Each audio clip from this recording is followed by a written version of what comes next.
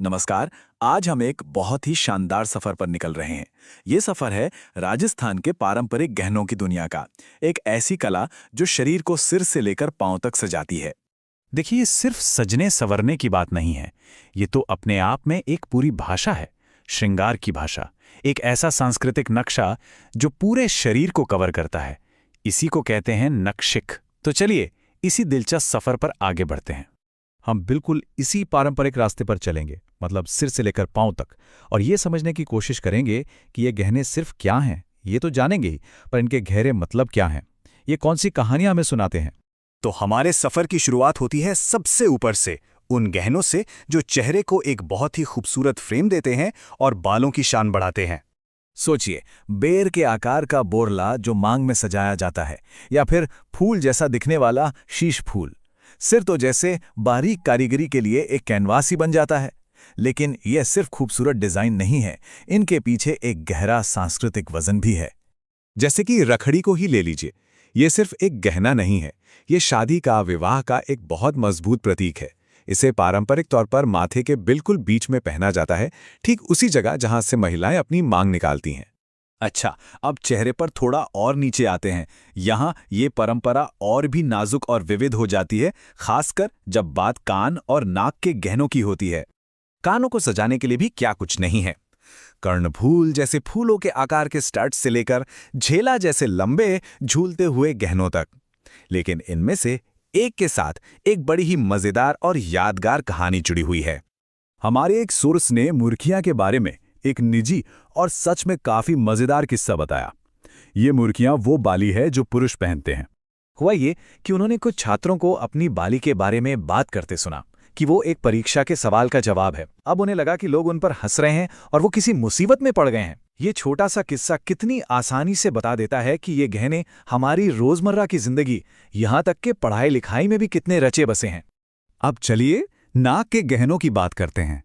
यहां भी हमें साधारण सी लौंग से लेकर शादियों में पहनी जाने वाली भारी भरकम और सजी हुई नथ तक मिलती है। इनमें से एक गहना, बेसरी, तो राजस्थान की एक बेहद मशहूर पेंटिंग की वजह से हमेशा के लिए अमर हो गया। और बस यहीं पर कला और श्रृंगार का एक अद्भुत संगम देखने को मिलता है। बेसरी हमेशा के लिए बनी ठनी की पहचान से जुड़ गई। वही पेंटिंग जिसे अक्सर भारत की मोनालिसा भी कहा जाता है।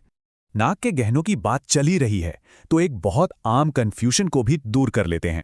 एक ऐसा गहना है जिसका नाम इससे बहुत मिलता जुलता है, लेकिन वो पहना कहीं और जाता है।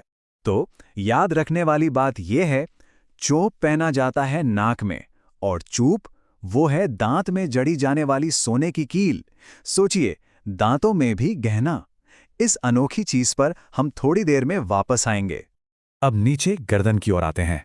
यहां आकर गहने पहनने वाले की हैसियत, मौके और यहां तक कि उसके इलाके की पहचान भी बताने लगते हैं। गले के तो दर्जनों गहने हैं, तो ये टेबल उन्हें समझने में थोड़ी मदद करती है। जरा गौर कीजिए, शेखावटी की शादियों में पहने जाने वाले हमौल पर, या फिर बच्चों के कॉलर बोन की हिफाजत के लिए पहनाई जाने वाली खांसली पर, और अमीर घरानों की शान बढ़ाने वाली मुक्तामाला पर। हमारा अगला पड़ाव है हाथ और भुजाएं, जहां के गहने ताकत, उत्सव और शादीशुदा जिंदगी के उल्लास को दिखाते हैं। भुजाओं पर बाजूबंद सजता है तो कलाई, गोखरू और बंगड़ी जैसी चूड़ियों से भरी रहती है। हथपान बहुत ही सुंदर तरीके से कलाई को उंगलियों से जोड़ता है, और अंगूठे में पहनी जाती थी अरसी, एक ऐसी अंगूठी जिसमें एक छोटा सा आईना भी लगा होता था। हमारा ये सफर अब कमर और पैरों तक पहुंच गया है, जहां के गहने चलने फिरने की अदा में मानो एक संगीत सा घोल देते हैं।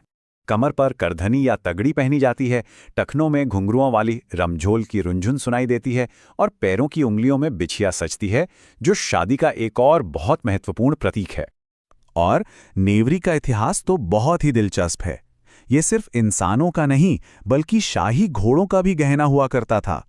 एक नेवरी का मतलब था कि घोड़ा किसी राजकुमार का है, और अगर दो नेवरी है तो इसका मतलब था कि वो खुद राजा का है।